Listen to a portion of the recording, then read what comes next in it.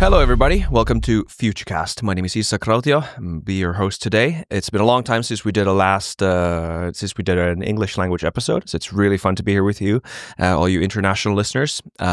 In this episode, as our guest, we have Mark Galeotti, historian, prolific commentator on Russian security matters. He's an honorary professor at the UCL School of Slavonic and East European Studies, and much more. And also a previous Futurecast guest. So it's a huge pleasure to have you on again, Mark. It's good to be back. Things are quite weird at this moment. I mean, a lot changed when Trump came in. A lot changed. Like the rhythm of the world changed to a significantly more confused, unpredictable, and even seemingly fast pace when Trump came in. But doesn't it seem like, regarding the war in Ukraine and the peace process, that we've sort of returned to, I don't want to say normalcy, but sanity in a way. And here's what I mean. Like when Trump said during his campaign that he's going to finish this war in one day, the beginning of his period seemed so crazy that it might actually even be true. And now we're in a situation where we realize, okay, this is actually going to be much more difficult than we thought. There's no shortcut. There's no secret plan. There's no one trigger that he can pull on to sort of end this. This is actually going to be very, very difficult. It might last for, who knows, a year, more than that. Is that the sense you get, Mark? Yes. I mean, I think, again, you're absolutely right that we have to kind of disaggregate the madness of the sort of churn of social media posts and such like. I mean, already in the last 24 hours, we've had the, oh my God, big news. Trump is actually saying that he's pissed off with Putin for questioning Zelensky's legitimacy. Does this mean that Trump is now swinging Kiev's side? And then we have, oh my God, Trump is actually warning Kiev that terrible things will happen if they don't sign this, frankly, exploitative, extractionary, colonial minerals deal. So, there is always that churn. And again, yeah. I agree. What we're actually learning to do is to disaggregate that from the sort of fundaments below, and particularly when it comes to the Ukraine piece. And on that, what I find is kind of fascinating is that there is a strange convergence between the messages that Trump is getting from Europe and from Moscow, in that both of them in their own way are saying exactly, there is no quick fix.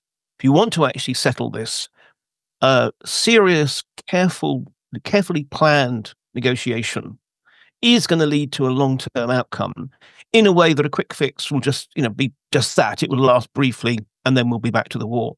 And actually the Russians are also saying, for their own reasons, I'm not going to suggest it's any kind of collusion or anything like that, but the Russians are also saying, no, what we want out of this is actually a proper resolution. Now, of course, their idea of a proper resolution is very different from the Europeans, but it does seem interesting when you've got this informal de facto alliance is the wrong word, but convergence between both Europe and Russia, both of them trying to basically say to Trump, slow down. That's not the way the world works.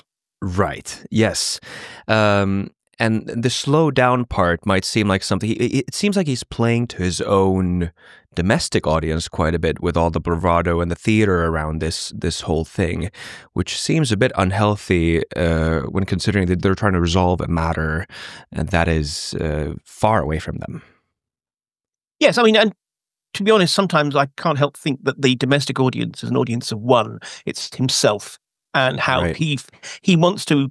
I mean, he clearly conceives of himself as something like a cross between a strongman figure, like Putin, like Turkey's Erdogan, like MBS in Saudi Arabia, like Xi in China, and at the same time, the chief executive officer of USA Incorporated, whereby everything is viewed through the balance sheet. I mean, as we've seen with this minerals deal.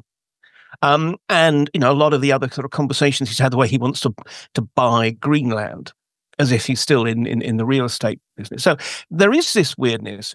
But I think there's also a danger if we can rely too much on he's doing this for the domestic base line and not realize that there is actually a certain underlying ideology is not quite the right word, view of the world I mean, let me give a case in point.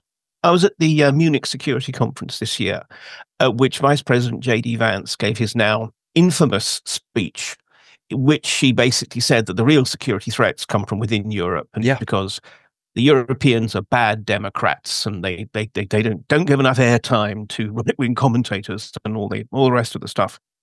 And it was a sort of fascinating arc of being there, going from the immediate horror and outrage through to the chest-beating, we Europeans will show them and we'll do it ourselves and so forth, to, by the end of what was after all a sort of rather hectic weekend, a sense of, oh, well, it's essentially just Vance talking to the Americans and telling the Americans that they're good people, which really missed the point. It's that underneath all this froth, there is a very genuine perspective that Trump holds to, but erratically, but other people within the administration hold to, that it's time for Europe to basically meet its own security needs, because at the same time, the perception is that Europe is actually, basically exploiting the Americans economically.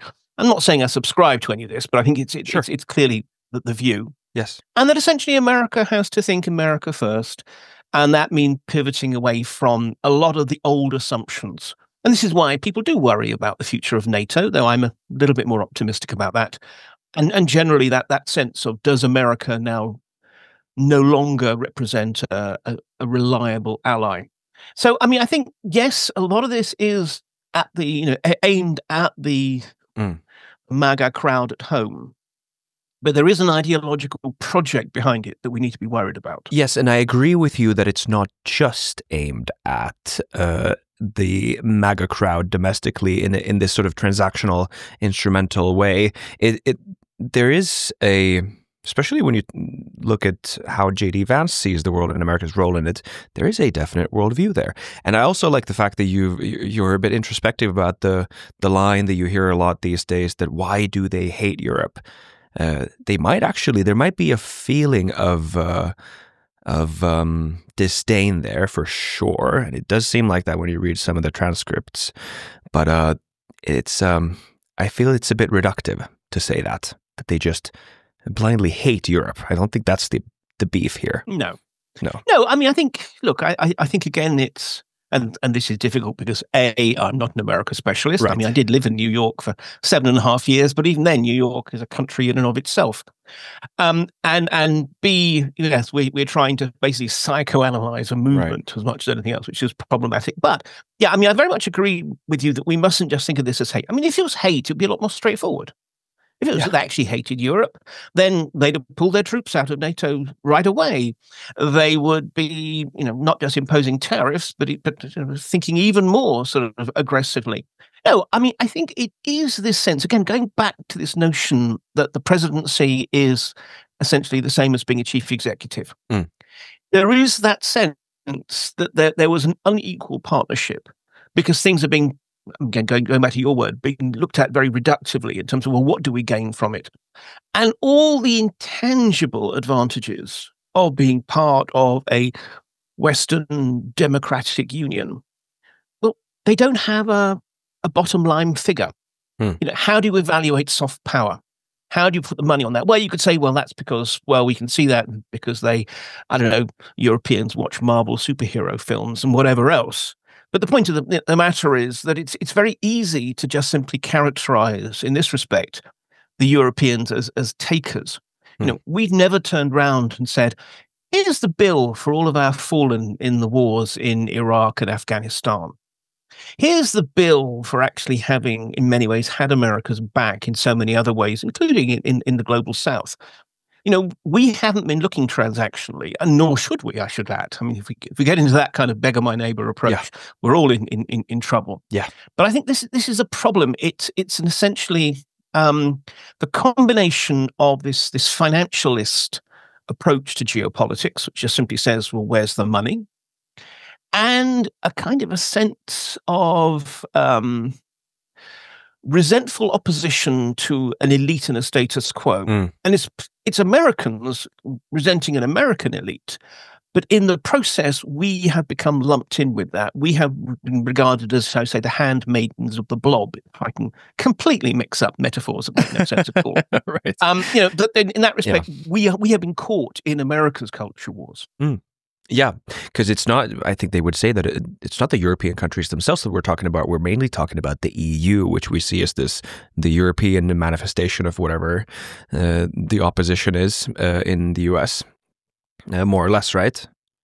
Yeah, exactly. And again, I think because the EU is the easy bugbear, because it's sort of anti-democratic and all the other things in the views of the current White House.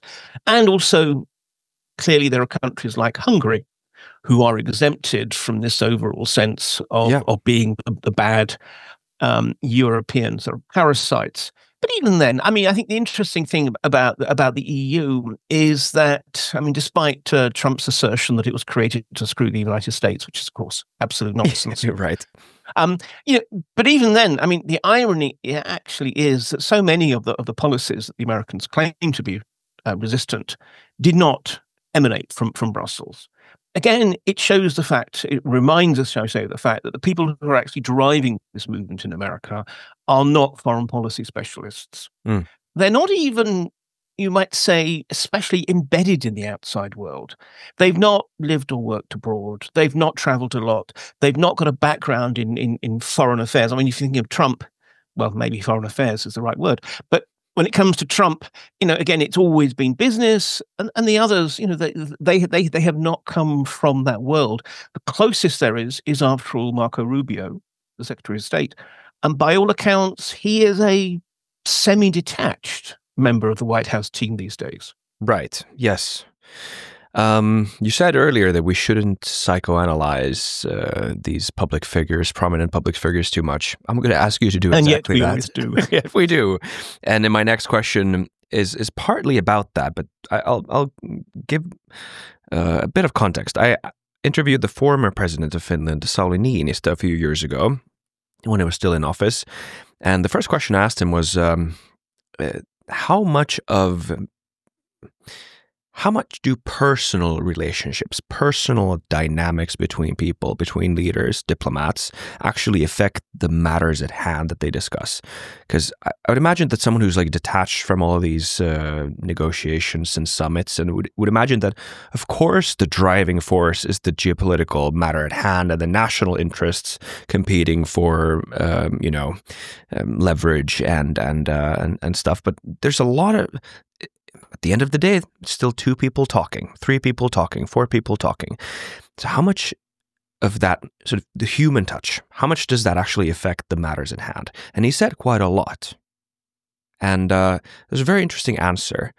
Do you think that applies here with Trump, with Putin, with Zelensky? And what sort of personality dynamics do you see there? What kind of relationships that people aren't talking about do you see affecting or possibly affecting the final outcome?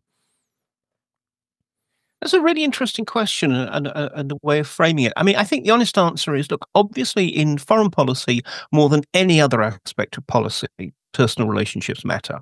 Because foreign policy is the one area where, first of all, the head of government actually has much more freedom of maneuver. It's one of the reasons why so many presidents or prime ministers later in their terms of office pivot much more to foreign affairs, because they try to do things at home and they realize just how damn difficult it is and how many constraints and limitations there are on their power.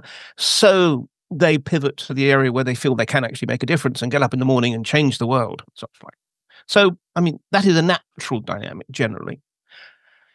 Secondly, we are dealing often with a lot of highly personalistic systems. One looks at Russia, clearly Putin matters because this is essentially a personalistic autocracy.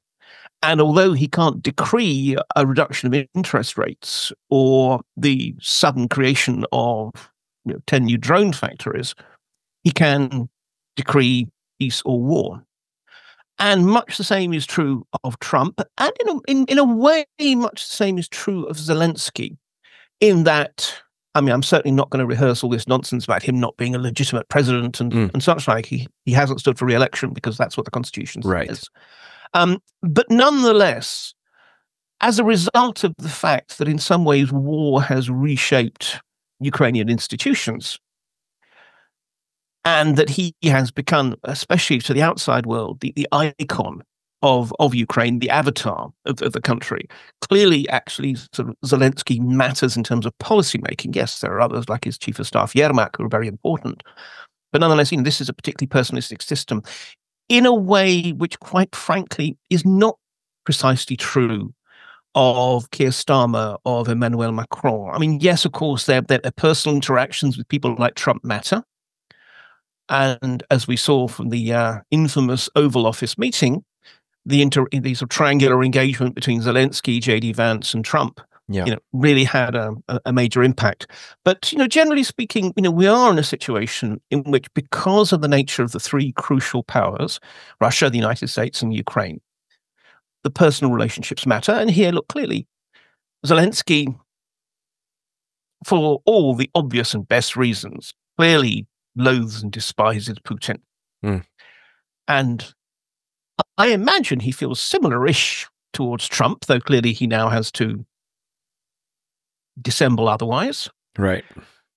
Putin is clearly also has a personal grudge against Zelensky. I mean, part of the reason why the Russians keep pushing this notion of his essential illegitimacy and the need for elections is for practical reasons. It's destabilizing for Ukraine.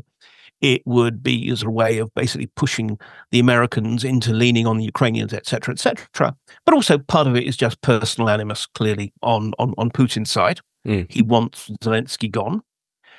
And Trump, well, I mean, he basically indulges his own relationships in the sense of, he clearly feels that somehow Putin is a mate. Somehow he is someone who, frankly, Trump aspires to. That kind of sense of, again, a sort of a strong man who shapes the world. He gets stuff done. He's not sort of repressed by bureaucracy.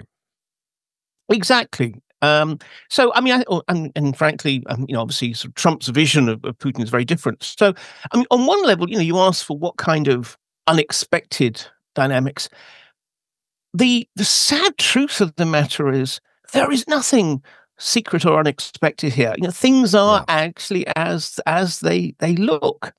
Yes, Putin of all of them is better able, both because of his position and because of his character, to play Trump, for example. But broadly speaking, we know who these people are. We know where they stand. The interesting thing is that it's a little bit like watching a soap opera, where you know what the next storyline is going to be, but there's nothing you can do to prevent it. That's essentially where we are. Right. I've been thinking about this a lot, actually. This is... it's hard to evaluate this from where I'm sitting here in Finland, because I've been to both the U.S. and Russia back in the day, but I don't know anything really about the societies from a sort of grassroots level, from not having lived there. But I get signals that people believe. They have this, I get this sense that a lot of Americans feel like they are ideologically and value-wise, they're closer to the average Russian than the average European. Do you feel like that is a sense that some, I guess especially MAGA people have? And do you think that could actually have like a real, because I mean, whatever you think about Trump, obviously America is still a democracy, and the voice of the people still matters, even in matters of foreign policy. I'm sure. I mean, the domestic pressure from your voters matters a lot. Do you think it could have influenced the outcome of this this war, this peace negotiation, if enough of average Americans are convinced that they are closer ideologically to Russia than Europeans, for example? We have ample evidence from surveys that Americans as a whole are supportive of Ukraine, are horrified by what's happened in Russia, and in that respect are very much out of step with the White House. I mean, this is the interesting thing. It's a degree to which actually Trump is an outlier rather than a representative of a grand movement. I mean, there is a sense in some quarters about Europe having kind of lost its way. And in this respect, I've always thought that Putin, one of his great strengths is precisely that he is so boring. That is, he is in many ways this kind of grey figure, amorphous blot who becomes a Rorschach ink blot that actually people can layer on their own understanding. So, if you are an old leftist, you can still somehow regard Russia as a continuation of the Soviet Union, even though in fact it's a kind of neoliberal ultra-capitalist state. Likewise, if you're a social traditionalist, you can see Russia as the bastion of good old-fashioned moral values, even though, in practice, despite the current sort of swing back towards those values we have seen in Russia, there's still a lot of very liberal values being held there. Again, so it's not so much about what the place really is, it's about what sort of thing you think it is. I mean, and the most entertaining for me is the sort of the National Rifle Association, right to buy guns types, who again somehow see sort of Russia as a great bastion. Obviously, they have never looked at Russian gun laws and just how restrictive they are. So I think in this respect, it's more, I think, that Russia becomes a symbol of your dissatisfaction, your sense that your country, your society has taken a wrong turn. And now it's all about, I mean, whether if it's in Europe, it's all about sort of transsexuals and genderless bathrooms and all that kind of thing. In America, it's much more actually about they're going to come and take our guns from us and so forth. But for whatever reason, you feel dissatisfaction. And it has to be said that this is a period in which there is a generalized sense of dissatisfaction with the liberal democratic world. And in part, it's because, I don't know, we're going way off topic here, but your job is to rein me in if I go too far off. Don't worry. Yeah. But, if one looks, for example, at democracy, the structures of democracy we have are essentially ones that we inherited from the late 19th century and reflected certain values, assumptions about, class solidarities and things that don't really apply in the modern world anymore. So, democracy is going through a period of crisis. The liberal worldview is going through a period of crisis. And in that sense, Russia just happens to come along. And if it wasn't Russia, it would be someone else who happens to come along and represents the other that people automatically assume, is standing for whatever they think that their own system has lost. So I think in this respect, I am just about weaving and wandering my way back to your question. This is a wonderful weave. I mean, if one looks at what's happening in America, there are some people who genuinely think that actually Russia has the case, that Ukraine is corrupt, or that it's not really a valid country, or whatever else.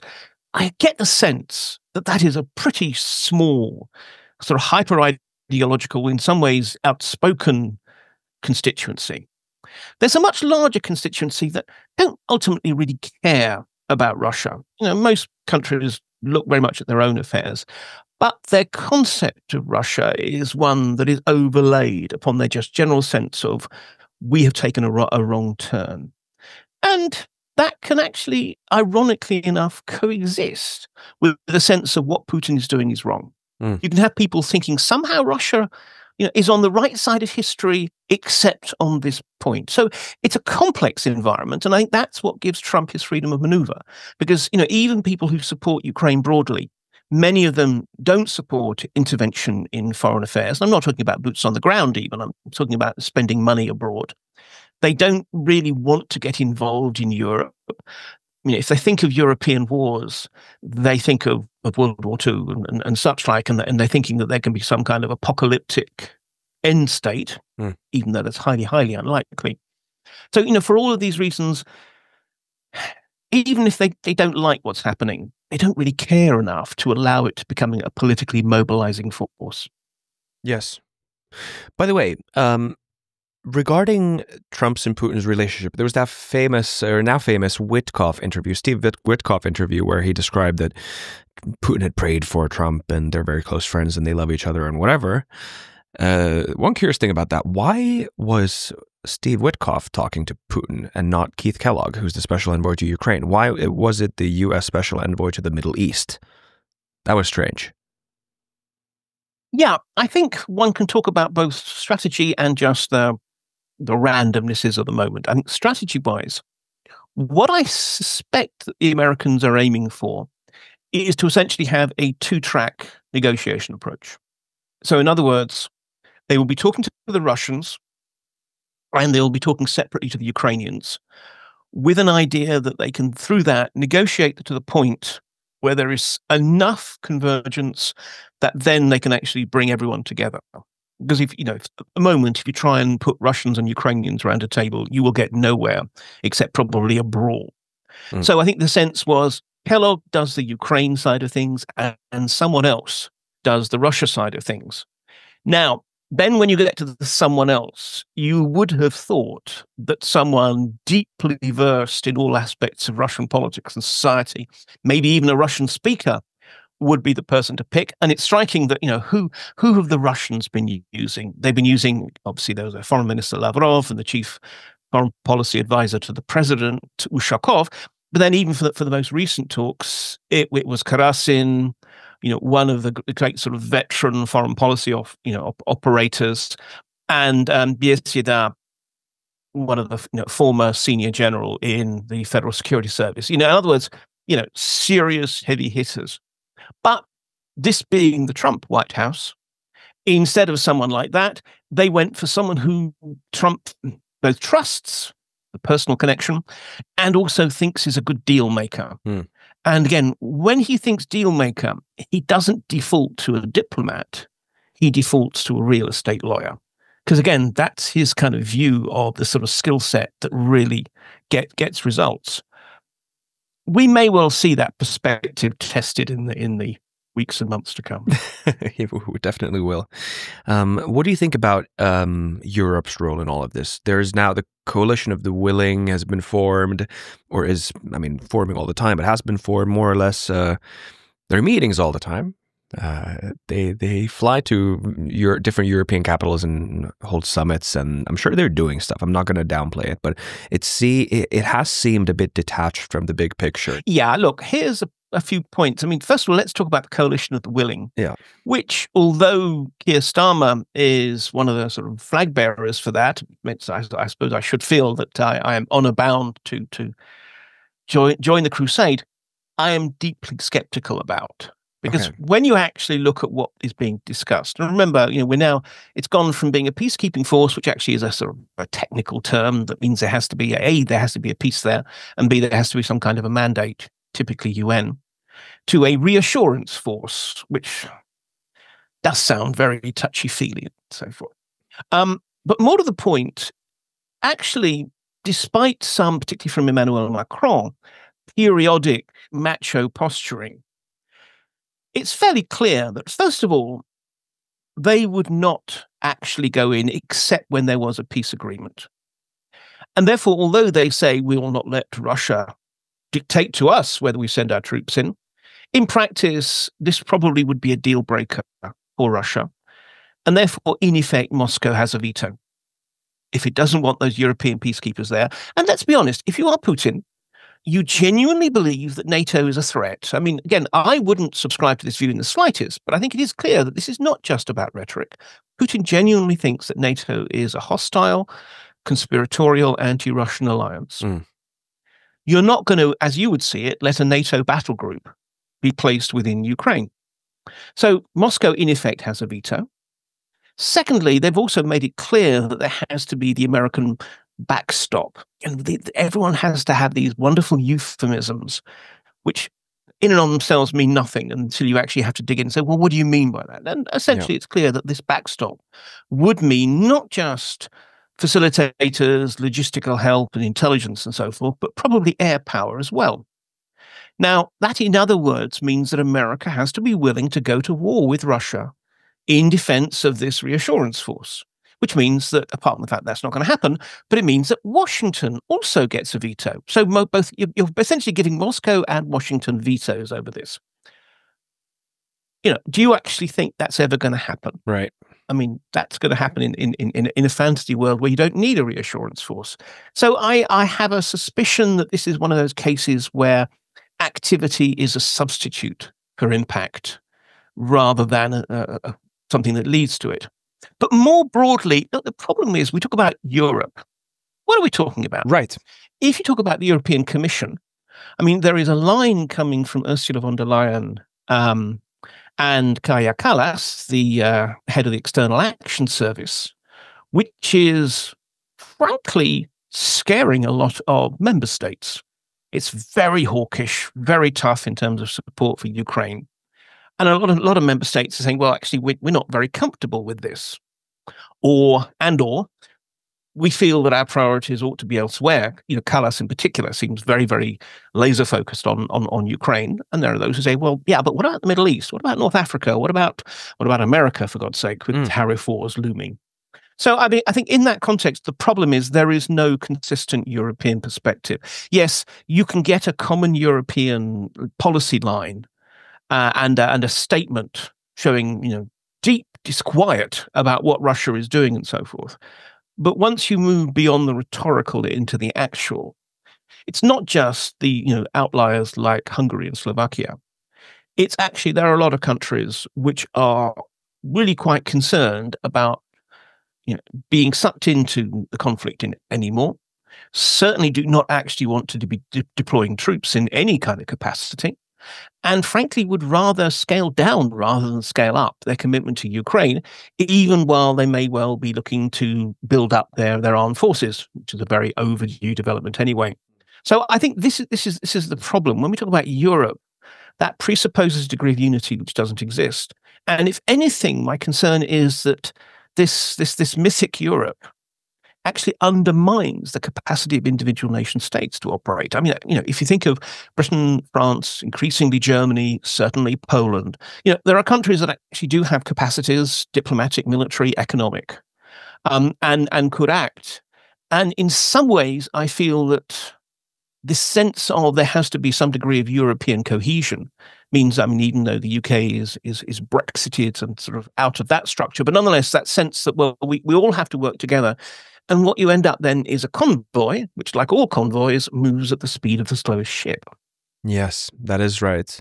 And circling back to what we were talking about earlier, whatever model of European rearmament will actually happen, whether it's going to be something that's sort of EU organized, sort of mutual debt, sort of union-wide debt, or whether it's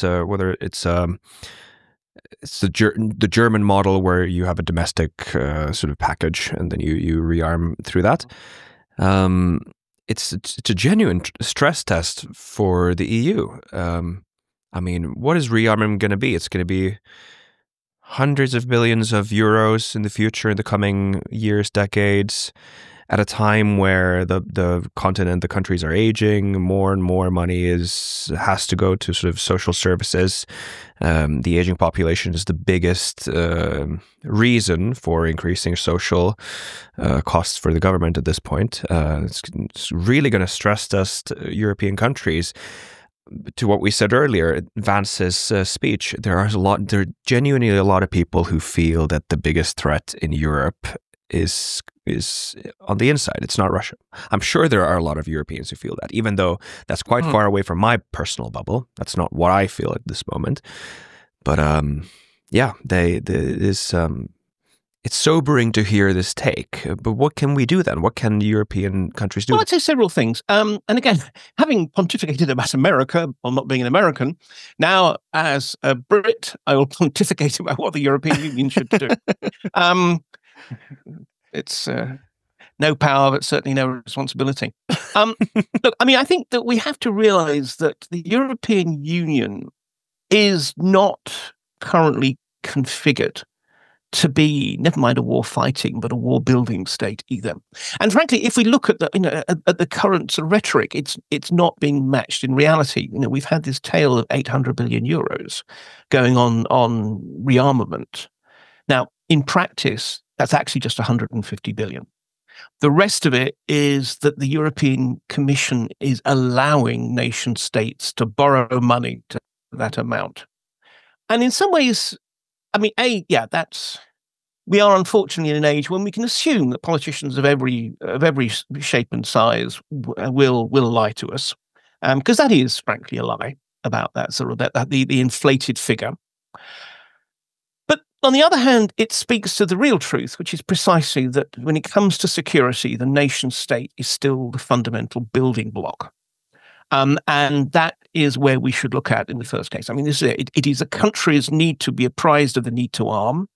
They need to be willing to spend the money, even though, as you're absolutely right, I mean, there are a lot of other high priority demands on the public purse. And, you talk about sort of people having other perspectives on the security threat in Europe.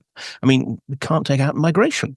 Sure. A lot of countries, actually, it's migration and the causes of migration. If you look, for example, Italian policy, they look very much at North Africa in particular.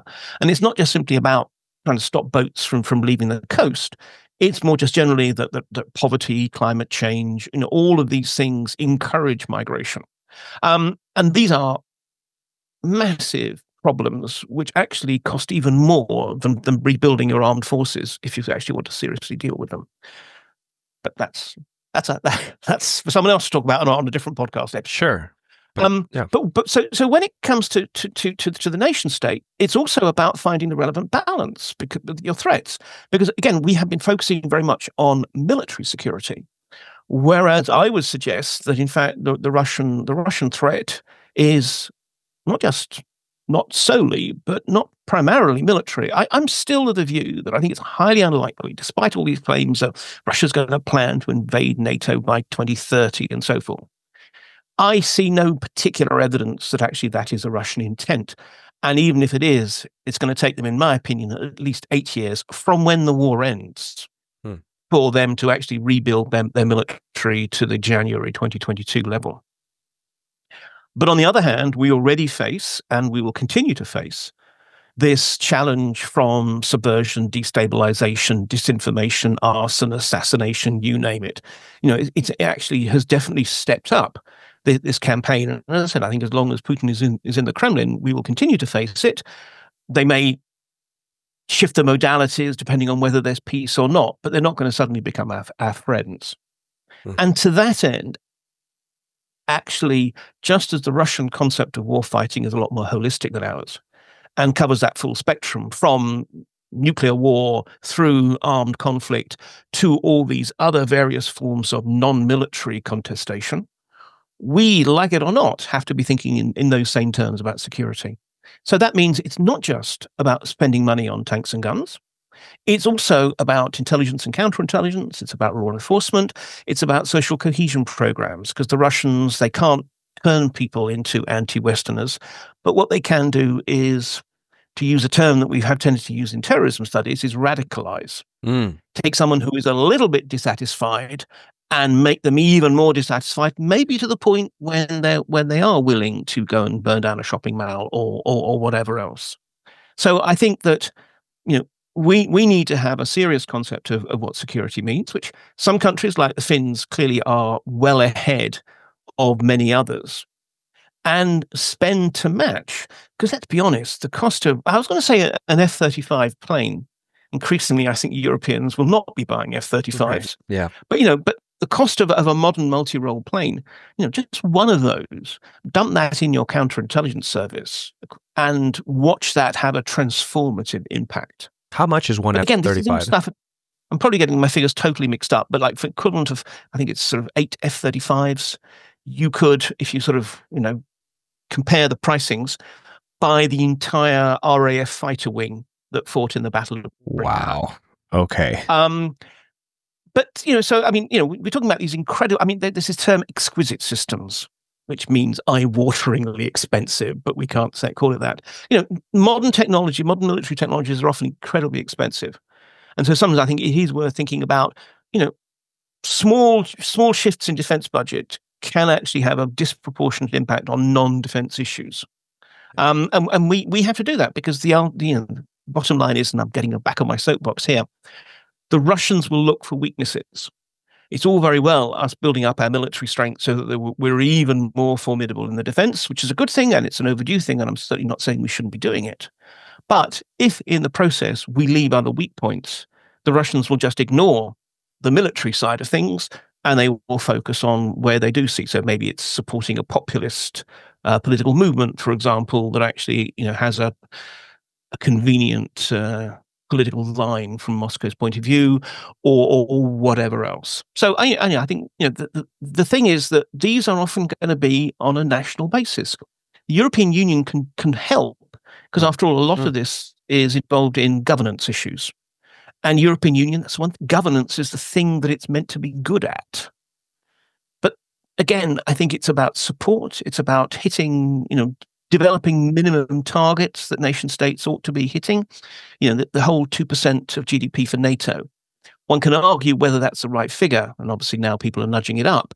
And different countries, frankly, have different accounting fiddles to try and claim that they hit that 2% figure. But it establishes a basic principle that if you're a member of an alliance which promises to support you, you have to be in a position that you are capable of supporting your allies as well. We need to be thinking about similar kind of understandings within the realms of intelligence and counterintelligence, for example. Yeah. Because otherwise, if we're all sharing intelligence, one weak link breaks the whole chain. Right. How do you see the role of the UK in all of this? Well, Britain is a member of NATO. So Yes. in military terms, regardless of what other political reconfigurations there may have been in recent years, that doesn't have any impact. If an aggressor moves into Estonia or Poland or Romania, Britain will be there. More broadly, I think that there is an implicit but under-addressed debate within the UK, which is this: why should we care? Why should we care about European security? Unless you honestly believe that Putin's war machine, which has been so signally unable to defeat Ukraine, but nonetheless is going to be able to roll right the way across Europe up to the Channel, or that somehow the Russian sort of Black Sea fleet will sort of storm out and, I don't know, blockade Britain. Which are, I think it's fair to say, rather implausible scenarios. Why should we really care? And look, I'm asking that not because I'm saying we shouldn't, but I'm saying that is a still unresolved question. Yes. Britain has all kinds of capabilities it can bring to the table. And I'm not just talking about nuclear subs and whatever else. It is also actually has a very good track record as a facilitating power. In other words, as we've seen with the Coalition of the Willing, a country that is able to bring together disparate different countries and broker some kind of accords and deals with them. And certainly historically, and of course at the moment all bets are off, Britain has always been actually able to represent a linkage between Europe and the United States. So much about the special relationship is ludicrously overblown just to make Britain feel better about itself. But nonetheless, it is true that whether it's linguistically and culturally and historically or practically, Britain has been able to play that role. So, I think Britain can play that role. But the trouble is, at the moment, given the constraints on its finances, like everyone else's, and given the fact that there are no element of the British military system is saying, we're fine, we don't need any money, thanks very much indeed. Quite the opposite, like all of these armed forces, they have been hollowed out. We need new nuclear boats. We need the Royal Navy to be brought back into shape. Everything from combat vessels to auxiliaries. The army is too small. All of these things. The RAF, again, assuming it's continuing its plans, it wants to buy the F-35 and such like, or more F-35s and such like. In that context, are we essentially a maritime nation that needs to be able to project power into the Pacific, as is still the intent? Well, that's fine, but then you need intervention forces, you need more, support vessels for your aircraft carriers, you need actually aircraft for your aircraft carriers, but that's a whole other issue, and so forth. Or are we primarily a European defense force in which actually, we should be buying some more tanks, and that kind of thing? We can't do everything. And therefore, we have a strategic review currently sort of meant to be out any day. There's a fair amount of chatter to suggest that it keeps getting kind of revised because it's not the right review, and it's not coming up with the right conclusions. But there is a widespread suspicion that it will be a review that can't actually say anything dramatic and just says, we should continue to do all the things, which we can't do. So I think, Britain can perform a very valuable political role in terms of European defence, and it has some strong niche capabilities. But like all of these countries, it faces economic pressures. And unlike pretty much any European country, with the possible exception of France, it is being overstretched. Having a nuclear capability is very expensive. Having basically global power projection capabilities, incredibly expensive. It needs to decide what it's going to be. Yeah. So I want to get back to the peace negotiations for a while. You mentioned the security guarantees as one type of condition that is being negotiated at this moment. It is difficult to see how this will be resolved. From Ukraine's perspective, what other type of security guarantee can you really trust than one that is sort of guaranteed to work? And I don't even know what that would mean in principle. Like NATO membership, for example, that is one thing that is seemingly waterproof, but that seems so out of the table where we're sitting right now. But what else is there? I mean, I know that everyone who thinks about security guarantees must be remembering the promises that have been made before that have not been fulfilled. For example, the Budapest Memorandum. That memory is probably fresh in everyone's mind when they consider what kind of security guarantees have to be implemented now. Mm-hmm. How do you see this? Yeah, how do you see this? Yeah, I mean, it is difficult, though I would mention that the Budapest Memorandum gave no security guarantee. Right. I mean, all it basically said was each of the signatories promised not to invade Ukraine. And if they do, then the others will basically consider taking this up with the UN. Obviously, Russia broke its side of the bargain. The others did take it up with the UN. That's as far as it goes. I think that the reason I'm stressing this, apart from just mere pedantry, is because I think it's a bit dangerous that this has been built up into a kind of Western betrayal of Ukraine. And one of the things I'm aware of is there's already a little bit of a sense of a stab in the back myth in Ukraine beginning to emerge. This idea of, the West just basically wanted us to bleed Russia. They gave us enough weapons to continue fighting, but not enough to win, and so forth. And I really don't think that's actually fair on any side and helpful. So that's why I'm sort of feeling the need to jump up and say that. But more broadly, I mean, yes, this is the thing about security guarantees. Security guarantees should never have to be invoked.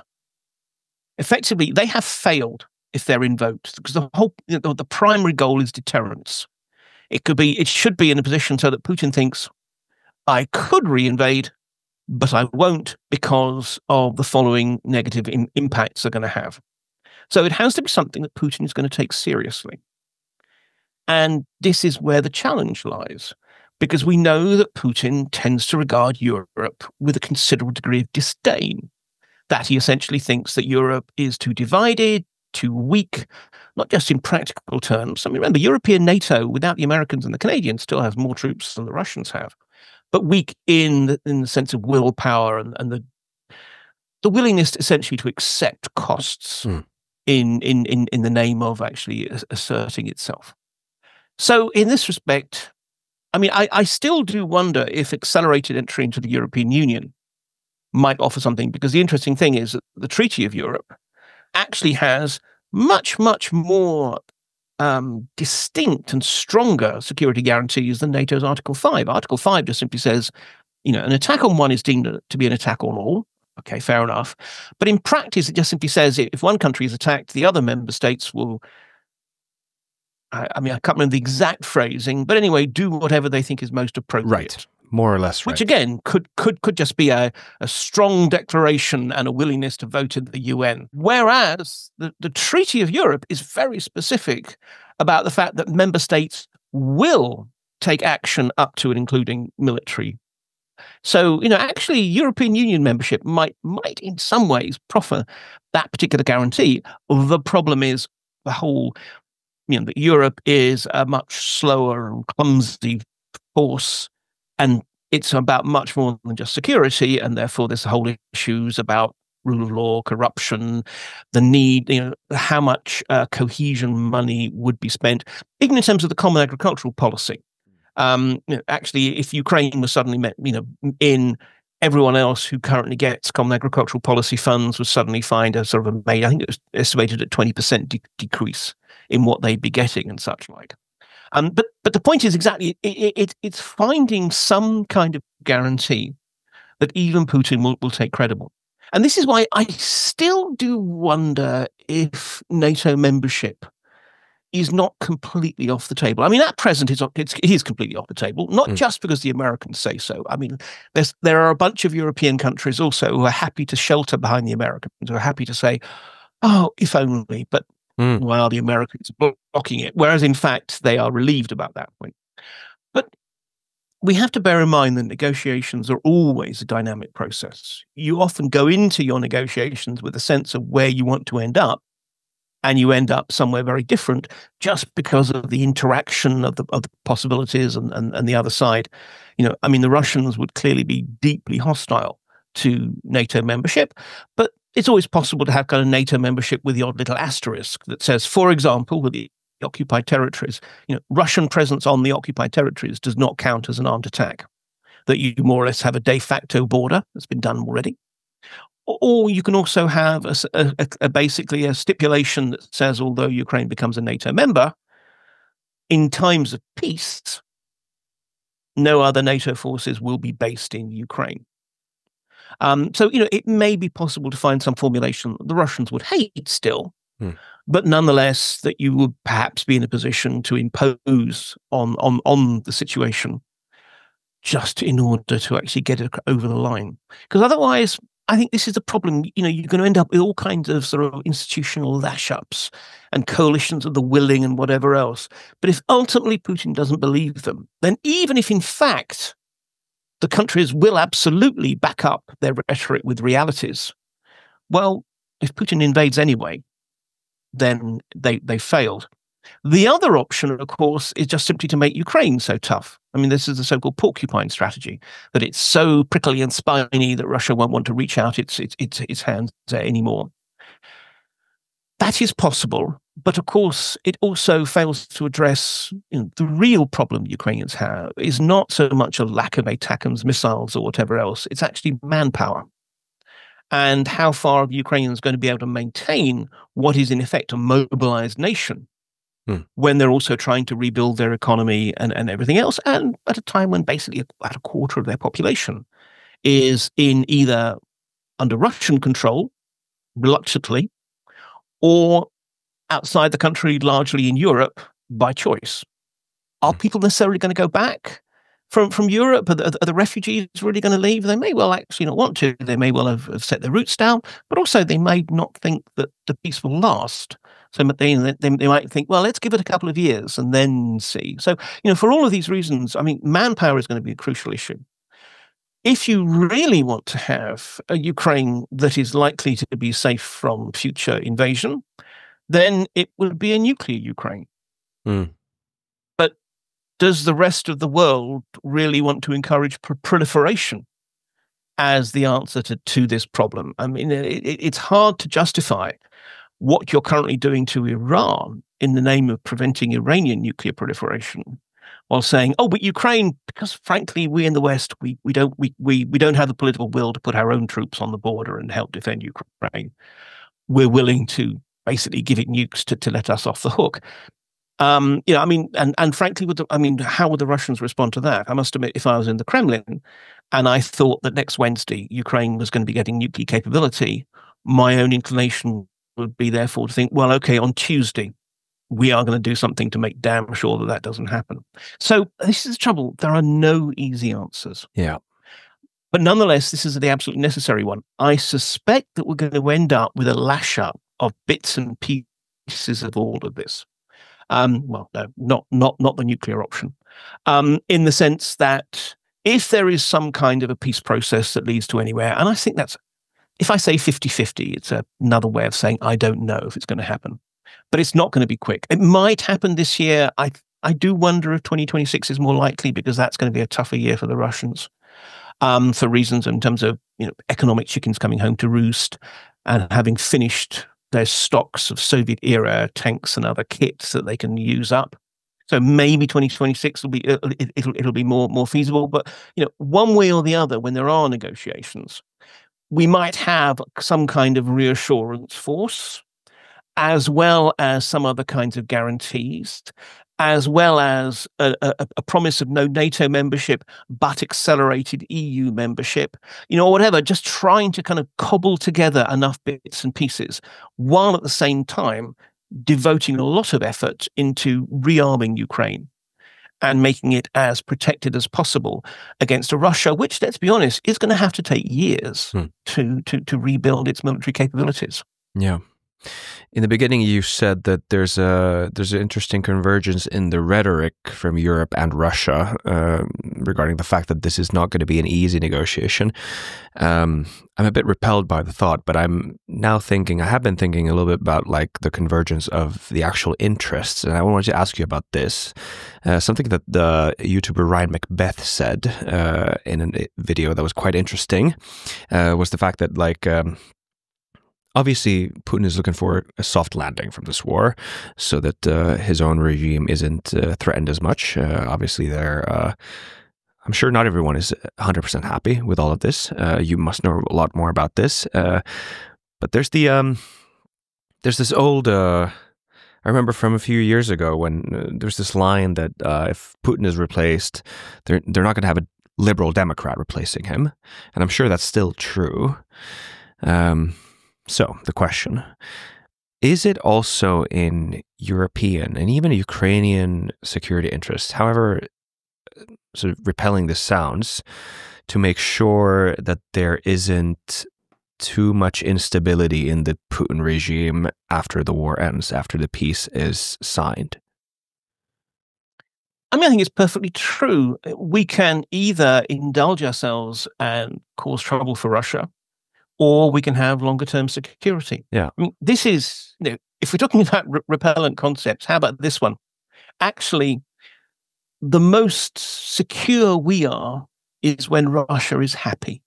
Yeah. A happy Russia feels like a secure Russia and doesn't have this. Whereas exactly at the moment, the problem is that not so much Russia as a whole. I don't see this as Russia's war, as Putin's war.